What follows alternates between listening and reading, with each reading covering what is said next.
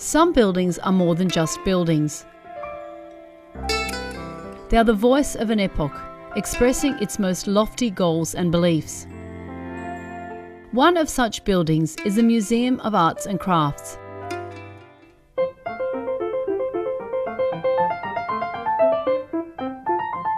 Erected in the late 19th century, it shows off the inspiration and skill of a generation of artists and engineers.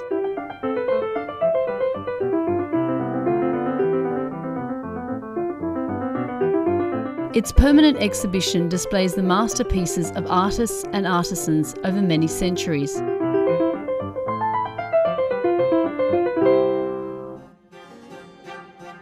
This time, the museum is visited by a genius of the Italian Baroque, Guercino. He was born Giovanni Francesco Barbieri in Cento, a village between Bologna and Ferrara.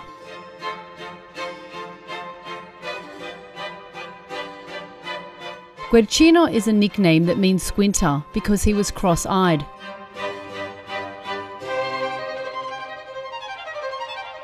His early works are dramatic and tumultuous. This room contains two of his masterpieces.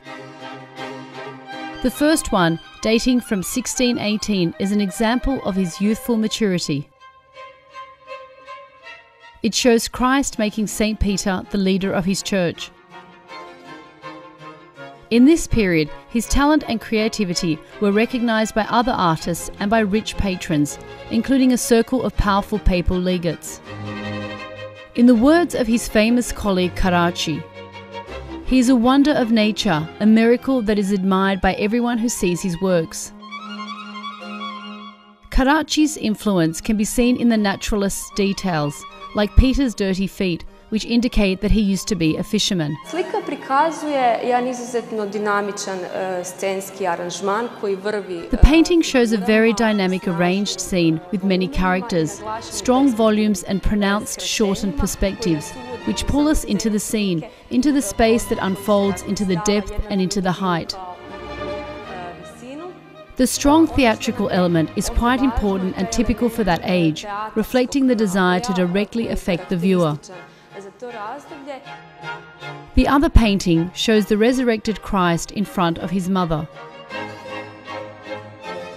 This painting greatly impressed his famous contemporary Diego Velázquez, who visited him just as he was painting it.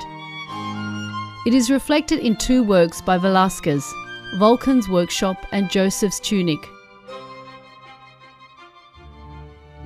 There are no accentuated shortened perspectives which would make their suggestions more dramatic or pull the viewer deeper into the space of the painting. In fact, the interplay of their eyes is the dramatic pinnacle of the painting. In his later phase, it was always the religious message that took the main stage.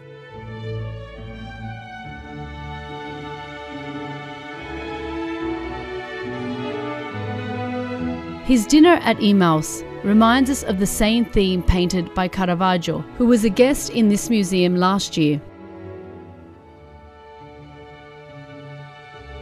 Since he was extremely fast, Guercino painted a stunning 106 altarpieces for churches and 144 other paintings.